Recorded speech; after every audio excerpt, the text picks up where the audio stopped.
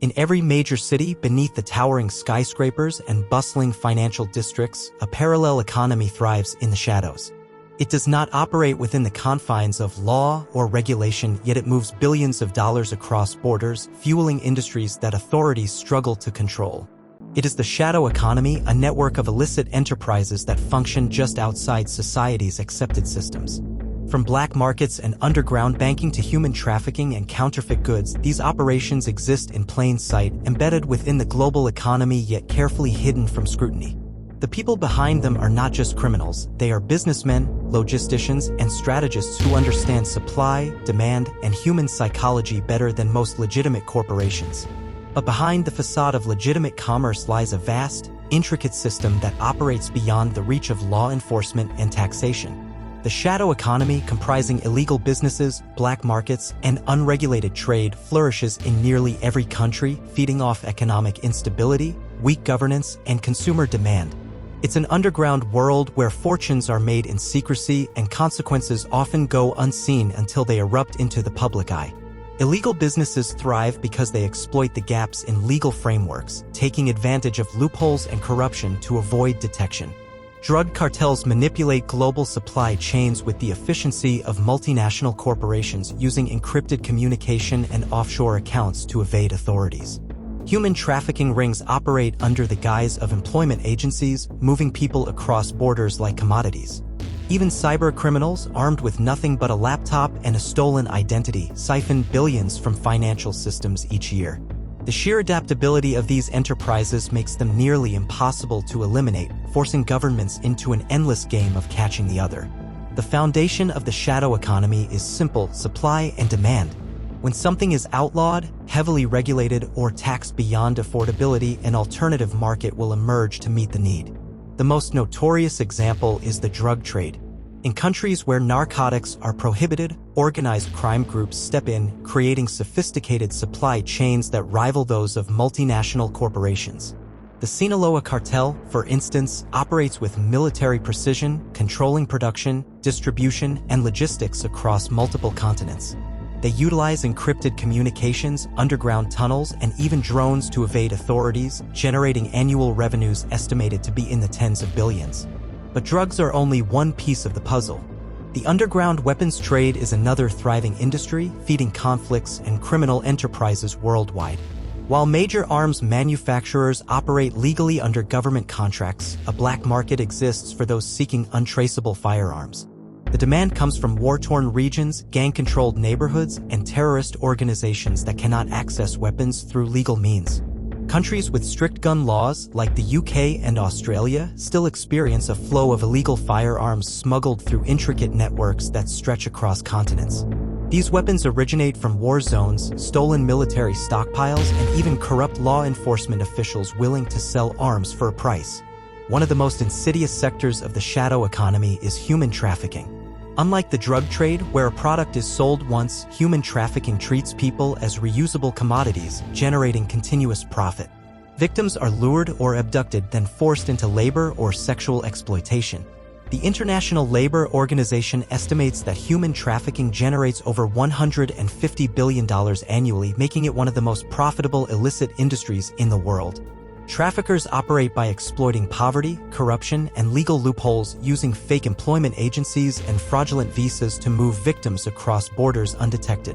Cybercrime is another rapidly growing arm of the shadow economy. In the digital age, illegal businesses no longer require physical presence to thrive. Dark web marketplaces facilitate the sale of stolen data, hacking tools, counterfeit documents, and even murder-for-hire services. One of the most infamous examples was Silk Road, an online black market that operated for years before being shut down by the FBI. Even after its demise, similar platforms emerged, proving that the demand for anonymous, unregulated transactions remains strong.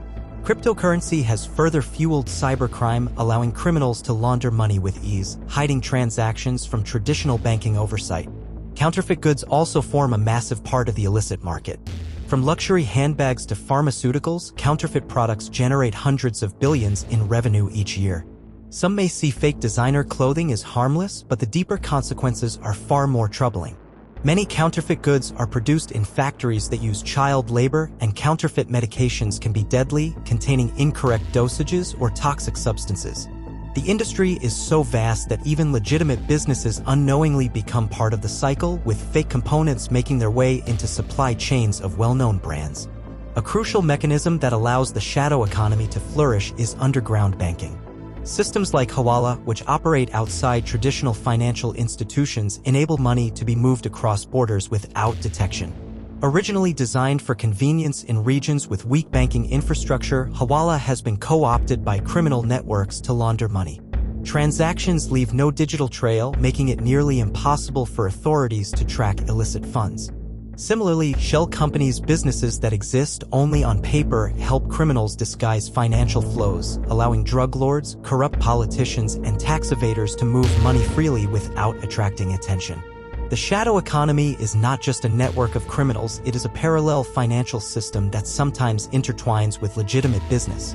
Major corporations have been caught laundering money for cartels, banks have facilitated illegal transactions, and governments have turned a blind eye when economic interests are at stake. HSBC, one of the world's largest banks, was fined $1.9 billion after being caught laundering billions for drug cartels.